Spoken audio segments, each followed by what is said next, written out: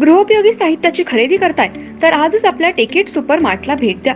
कडधान्य, डाळी, साबण, ब्रँडेड कपडे, शूज, सायकल, कॉस्मेटिक्स हे सर्व मिळण्याचं एकमेव ठिकाण म्हणजेच टेकेट सुपर मार्ट। 5,000चे भरपूर डिस्काउंट, कमीत कमी 4,999च्या खरेदीवर 5 किलोमीटर पर्यंत मोफत घरपोच सेवा।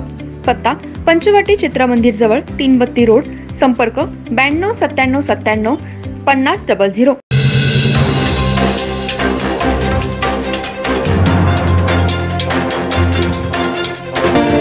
नमस्कार, मी तेजस्विनी मगदूम। एम मराठीमध्ये आपल्या सर्वांचं स्वागत आहे। पाहूया ठळक घडामोडी।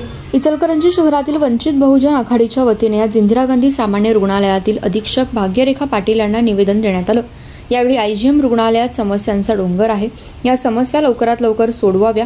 आयसीयू रुग्णांना वेळेवर पाहणी करून सुस्थितीत चालू ठेवावं। रुग्णालयातील कर्मचारी उद्धटपणे बोलतात, त्यांच्यावर कारवाई करावी, अशा बऱ्याच समस्यांचं निवेदन देण्यात आलं। इचलकरंजी शहरातील इंदिरा गांधी सामान्य रुग्णालय हे सर्वसामान्यांसाठी आधारवड म्हणून बनलंय। या ठिकाणी कर्नाटक व इचलकरंजी शहर व आजूबाजूच्या परिसरातील ग्रामीण भागातून उपचारासाठी रुग्ण येत असतात। कोल्हापूर जिल्ह्यातील उपजिल्हा रुग्णालय म्हणून या रुग्णालयाची ओळख आहे।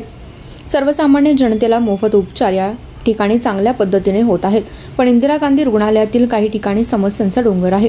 गेल्या काही दिवसांपूर्वी येथील अतिदक्षता विभाग बंद पडलं, तसेच औषधांचा तुटवडा आहे। रुग्णांना वेळेवर स्वच्छ पिण्याचे पाणी मिळत नाही। येथील सिस्टर, वॉर्ड बॉय, डॉक्टर उद्धटपणे रुग्णांशी बोलत असतात।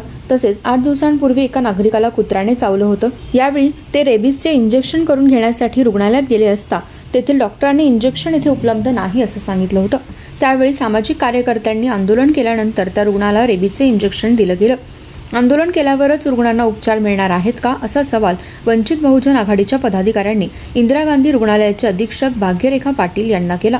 तसेच रुग्णांना या ठिकाणी वेळेवर माहिती मिळत नाही, त्यांना माहिती मिळण्यासाठी एक प्रशासनाद्वारे सुविधा करावी की ज्या ठिकाणी रुग्णांना सर्व माहिती मिळेल, अशी मागणी करण्यात आली। अशा मागणीचं निवेदन आज वंचित बहुजन आघाडीच्या वतीने वैद्यकीय अधीक्षक भाग्यरेखा पाटील यांना देण्यात आलं। जर येणाऱ्या काळात रुग्णांना योग्य सेवा मिळाली नाही तर वंचित बहुजन आघाडीकडून तीव्र आंदोलन करण्याचा इशारा देण्यात आला। यावेळी वंचित बहुजन आघाडीचे पदाधिकारी मोठ्या संख्येने उपस्थित होते।